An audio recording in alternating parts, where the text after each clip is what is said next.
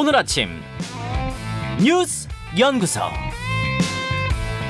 오늘 아침 뉴스의 맥을 짚어드리는 시간 뉴스 연구소. 오늘도 두 분의 연구위원 함께합니다. CBS 김광일 기자, 뉴스톱 김준일 대표, 어서 오십시오. 안녕하세요. 예, 뉴스가 정말 많은 아침입니다. 어디부터 볼까요? 검수완박 전방위 충돌. 정말 전방위 충돌이죠. 일단 평검사 회의가 한밤중에 이어졌습니다. 이렇게 전국 검찰청에서 다 올라와서 모인 건 2003년 이후에 이제 처음이라고 합니다. 네.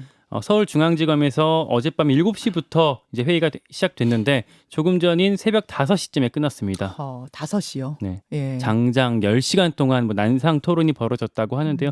결과는 잠시 후에 오전 9시쯤에 발표했다고 하는데요. 뭐 이 법 통과되면은 국민들이 피해 본다, 뭐 위헌 우려가 있다, 이런 얘기들이 회의에서 나왔다고 합니다. 네. 자, 어제 이 검수완박 둘러싼 다른 상황들도 좀 정리해 보죠. 반대, 그러니까 민주당이 추진하고 있는 이 법안에 대한 반대 목소리들이 조금씩 커지고 있습니다. 민주당 내부에서는 조응천 비대위원이 이제 국회의원들한테 이 법이 위헌의 소지가 있다. 네. 그리고 또 국민의 이 법 통과시키면 국민한테 뭐가 좀 나아지냐라는 내용의 친전을 돌렸고요. 그러면서 민주당 지금 비대위가 9명인데 네. 그중에 윤호중 비대위원장이랑 박홍근 원내대표 빼고 6명 정도가 지금 대부분 신중론을 표한 상태가 됐습니다. 사법부에서도 공개적인 우려가 지금 나오고 있어요. 법원행정처 김형두 차장이 어제 국회 법사위 소위에 출석했거든요. 네. 이게 비공개 회의여서 뭐 내용이 공개되진 않았는데 어제 저녁에 이제 저도 취재를 해보니까 네. 그 김 차장이 그 자리에서 검수완박에 대해서 상대적으로 더 많은 학자들이 위헌이라고 주장하고 있다라고 위헌론에 힘을 실었습니다. 그 뭐 법원 행정처 차장의 발언뿐만 아니라 대법원 법원행정처에서 의견서도 냈잖아요. 네. 27페이지짜리. 네. 쭉 법안을 들여다보니까 13개 조항 정도의 추가 보완이 필요하다. 이런 의견서도 좀 낸 상태. 이런 상황 속에서 김호수 검찰총장은 중재안 비슷한 걸 내놨더라고요. 뭐 절충안 대안 같은 걸 어제 냈는데요. 이제 뭐 내용은 과잉 수사를 통제하는 특별법을 제정하자, 그리고 뭐 수사심의위원회의 권한을 강화할 수 있다, 이런 뭐 내용 크게 한 5가지 정도가 들어갔는데 이 중에서 제일 지금 주목이 되는 게 직접 수사권, 검찰의 직접 수사권을 폐지하되 네. 경찰 수사를 지휘하는 수사 지휘권을 다시 살리는 방안을 언급을 했습니다. 그러니까 직접 수사할 수 있는 건 다 내줄 테니, 다 떼낼 테니 수사 지휘는 하게 해달라? 경찰 그런 견제라도 거예요? 우리가 하자라는 거고. 근데 이제 다만 대검에서는 지금 어제 총장이 그 얘기를 하고 했지만 네. 그리고 나서 좀 해명 자료를 내면서 우리가 지금 이 부분을 구체적으로 검토하고 있는 단계는 아니다라고 살짝 좀 주워 담았고요. 그리고 민주당도 이 절충안을 지금 고려하고 있지 않다라고 선을 긋고 있는 상태입니다. 요 안이, 이 김호수 총장 안이 예전에 금태섭 의원이 냈던 안 아니에요? 옛날 비슷하죠, 그거랑. 초기에 논의됐던 안 중에 하나였죠. 자, 김준일 대표. 예. 일단 지금 좀 맥락을 좀 전체적으로 볼 필요가 있어요. 뭐냐면은 지금 뭐 대법원도 반대를 좀 우려를 표한 상황이고, 법원행정처에 나와서, 그리고 대한변협도 지금 반대를 하고 있고요. 뭐 그 전에는 민변, 뭐 이제 참여연대 기타 등등해서 법조계와 뭐 이를테면 검찰과 직접 관련이 있는 법조계 시민사회단체도 대부분 우려나 반대를 하고 있다라는 거에는 이유가 있는 거거든요. 그 이유를 좀 이제 말씀을 드리면은 지금 이제 발의가 된 그 법안을 이제 좀 뜯어다 보면은 형사소송법에 이제 검사의 역할 있잖아요. 네. 검사리 영장을 청구할 수 있다, 뭐 수사를 할 수 있다, 이런 거를 사법경찰관으로 싹 바꿔놨어요, 지금. 네네. 근데 이게 지금 그 부분들이 굉장히 모호하거나 아니면 굉장히 문제가 있을 수 있다라는 거예요. 예를 들면은 헌법 12조 3항에 이렇게 돼 있어요. 체포, 구속, 압수수색을 할 때는 적법한 절차에 의해 검찰 신청에 의하여 법원이 발부한 영장을 제시하여야 한다. 이게 무슨 얘기냐면은 뭔가 사람의 뭔가 신체를 제한하거나 수사를 할 때는 절차를 따르라는 거거든요. 그게 한마디로 하면 검사가 할 수 있고 그거를 법원이 발부하는 건데, 지금 법을 보면은 이거를 다 경찰이 할 수 있게 됐습니다. 경찰이 영장을 신청해야만 검사가 그것을 청구할 수 있는 거죠, 법원에. 근데 경찰이 이를테면은 뭐 완벽하지 않을 수도 있잖아요. 그래서 검찰이 수사를 보완하거나 예. 수사를 직접 하거나 때로는 뭐 이런 거예요. 근데 지금 만약에 이 법이 통과가 되면은 일단은 검찰이 범죄를 인지했어요. 네. 그러면은 경찰한테 가서 영장 좀 신청해 주십시오 하고 부탁을 해야 됩니다.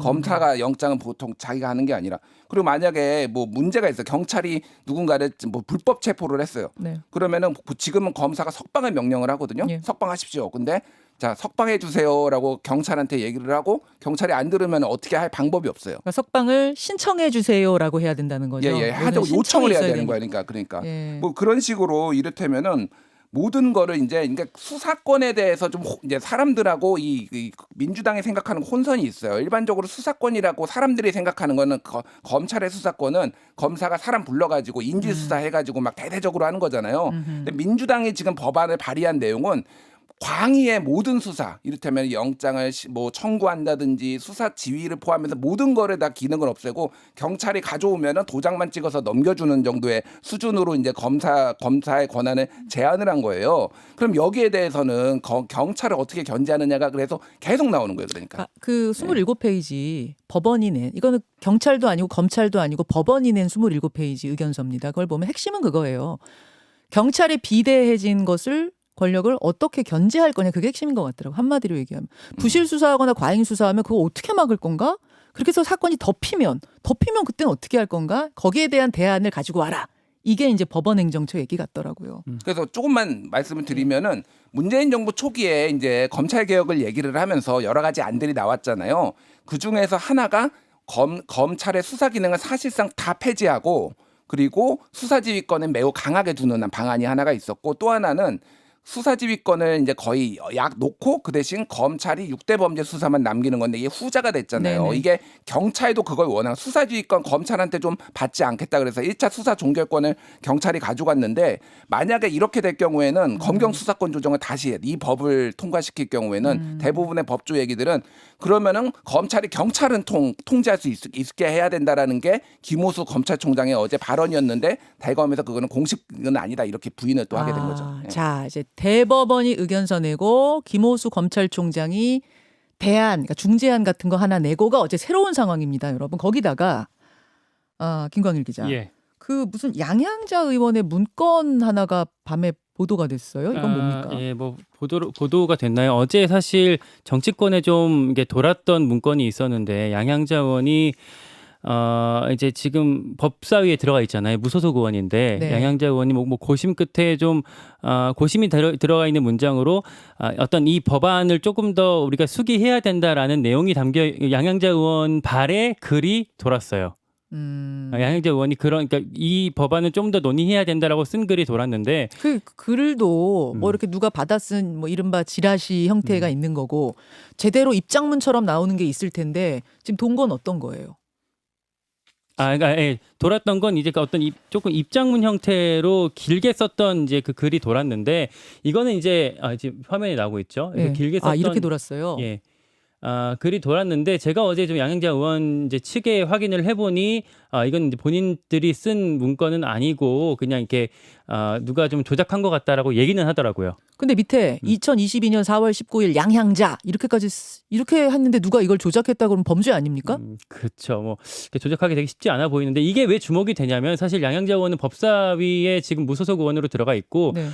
만약에 국민의힘이 법사위에 안건조정위원회를 걸게 되면 이 안건조정위가 최장 한 90일 동안 논의를 더 해야 되게 되거든요. 그렇게 되면 민주당이 추진하고 있는 검수완박 법안이 발목이 잡힐 수밖에 없는 상황인데. 그래서 그러니까 민주당 출신 무소속 양양자 의원의 의견이 되게 중요한 거잖아요. 예, 그래서 양양자 의원이 여기서 안건 조정위를 종결시키는데 손을 들어버리면 국민의힘의 그 어떤 전략이 멈출 수 있습니다. 그래서 민주당 쪽에 유리하게 검수완박 법안을 처리하는 데 도움이 될 수가 있는데 그런 상황에서 양양자 의원이 저런 글을 썼다고 하면 이제 민주당한테 타격이 될 수 있어서 지금 주목이 되고 있는데 이 글이 지금까지로는 어쨌든 확인이 되고 있지 않고 양양자 의원이 어떤 판단을 내릴지 알 수 없는 상황이라고 볼 수가 있겠습니다. 자, 의원실에서는 저거 우리가 쓴 거 아니다라고 얘기했고 예. 양양자 의원은 지금 전화를 안 받습니다. 저희도 전화하고 문자하고 본인 의견 좀 들어보려고 했는데 연락은 지금 안 되고 있는 상황이라는 것까지 전해드리고요.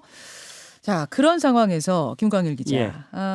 어젯밤에 민주당 송영길 예비후보, 박주민 예비후보 컷오프 얘기가 나왔어요. 네, 그러니까 정확히는 민주당 전략공천관리위원회가 그렇게 결론을 내렸다라고 합니다. 그러니까 어젯밤에 이것도 이제 비대위 쪽에 확인을 해보니까 네. 아직 최종 결정이 된 건 아니고 좀 더 논의해봐야 한다라고 하긴 했어요. 근데 바로 후폭풍이 불고 있습니다. 이제 여기에 대해서 그러니까 컷오프 결정에 대해서 반대하던 전략공관위원 한 명이 바로 어제 사퇴를 했고요. 송영길 전 대표도 입장문을 냈는데 비대위가 현명한 결정을 하길 바란다. 만약에 이렇게 컷오프가 되면 민주당을 파괴하는 자해 행위가 될 거다. 이렇게 바로 엄포를 놨습니다. 그러면 잠깐 정리를 해보면 공천관리위원회에서는 컷오프를 확정했는데 비대위가 남아 있다는 거예요? 아니면 공천관리위원회도 아직 공식 입장은 아닌 거예요? 공천관리위원회는 그렇게 결정을 해서 비대위에 통보를 했고요. 근데 최종 결정은 비대위에서 내리게 됩니다. 비대위 회의가 남아 있는 거군요. 자. 일단 박지원 비대위원장이 이 송영길 대표 컷오프에 대해서 조금 불만을 표시를 했어요. 페이스북에다가. 그래서 뭐 그 전에는 이를테면은 뭐 문재인 정부의 이제 책임 있는 사람의 뭐 이를테면 노영민 실장이라든지 이런 분들 출마하는 것에 대해서 반대를 했는데 그 송영길 대표 같은 경우에는 헌신했다 당에 지난 대선에서. 그런데 컷오프하는 게 말이 되느냐 이렇게 해서 이게 비대위에서 통과가 될지 안 될지도 지금 뭐 불확실한 상황이고요. 만약에 또 통과가 안 되면은 민주당은 더 내용으로 빠질 가능성도 있다 지금. 뭐 반발하는 분들이 굉장히 많고. 그래서 그럼 누가 나올 거냐 대안이 뭐냐. 그래 이낙연 전 대표는 일단은 본인이 고사를 했다 안 나가겠다라고 그냥 언론 보도로 나왔어요 지금. 어제 기자들한테 자신의 의견을 다 돌렸습니다. 예. 나 서울시장 안 나간다. 이낙연 차출로는 이렇게 잦아드는 거고 그럼 전략공천한다 그러면 송영길, 박주민 이런 분들 아니면 전략공천 누구를 생각하고 있는 것인가 궁금해요. 그래서 박영선 전 장관 얘기도 다시 나와요. 지난 1년 전에 딱 보궐선거에서. 근데 18.3%포인트로 졌거든요. 예. 물론 그때보다야 많이 좁혀지겠지만 이길 수 있는 카드냐에서 당내에서도 지금 이견이 나오고 있고. 그래서 지금 박지원 비대위원장이 지금 나가야 되는 거 아니냐 뭐 이런 얘기까지 완전 그러니까 새로운 얼굴로 한번 좀 참신하게 해보자 뭐 이런 얘기가 나오는데 아니 이게, 근데 예. 송영길 전 대표를 컷오프하면 생기는 파장을 생각하면서도 전략공천 얘기가 나올 때는 이미 누구를 염두에 두고 하는 거 아닙니까? 이제부터 골라보자가 아니라 그럼 그게 누군가 궁금하다는 거죠. 그러니까 그거를 지금 아직 내부적으로는 뭐 이제 박홍구 원내대표 오시니까 물어보면 잠시 후 되는데 원내적으로는 인터뷰합니다. 지금 내부적으로는 결정된 게 없다라는 거예요. 민주당 얘기를 들어보면 아직까지도 공식적으로는 그래서 비대위에서도 어제 이렇게 전략공관위가 컷오프 결정을 내린 거에 대해서 좀 되게 당혹해하는 반응을 보이고 있는데 오늘 이제 비대위가 박영선 전 장관을 만나기로 했대요. 네. 그래서 같이 좀 이 돌아가는 상황들, 그러니까 박영선 장관의 또 의중도 물어볼 수 있는 것들을 오늘 준비하고 있었는데 이 컷오프 사실이 알려지면서 좀 당혹해하는 상황이 있고요. 그럼 박영선 카드가 실제로 논의가 되고 있었다는 논의되고 얘기네요. 있고 돌아가고 있습니다. 오늘 면담까지 한다 그러면. 예. 그리고 이제 부연해서 그 민주당이 이 결정 이후에 좀 내홍을 겪을 수 있을 것도 같아요. 그러니까 어젯밤에 새벽에 또 그 박지원 비대위원장도 그렇지만 이재명 저 후보의 최측근인 정성호 의원도 페이스북에다 이렇게 썼어요. 이런 작태들을 용납하는 건 너무나 비겁한 일이다. 이제 할 말은 해야겠다. 이제 정성호 같은 경우는 이제 송영길 대표가 이제 출마를 고심할 때 직접 송 대표를 찾아가기도 했었던 사찰로 찾아갔던 정성호, 김남국 두 사람이 갔었죠. 그래서 이재명, 그러니까 명심이 여기 있는 거 아니냐 이런 생각들을 불러일으키게 했었는데 오늘 이런 입장들을 내는 걸 보면 혹시 이제 당 내에 뭐 이재명계와 또 아닌 그 인사들과의 또 내용들이 있을 조짐이 좀 보이고 있습니다. 여기까지 뉴스연구소 마치겠습니다. 두 분 수고하셨습니다. 고맙습니다. 김현정의 뉴스쇼는 청취자 여러분의 참여로 이루어집니다. 트위터, 페이스북, 레인보우 게시판, 그리고 단문 50원, 장문 100원의 유료 문자 샵 1212, 우물정 1212 통해 참여하실 수 있습니다. 김현정의 뉴스쇼, 여러분과 함께 만듭니다.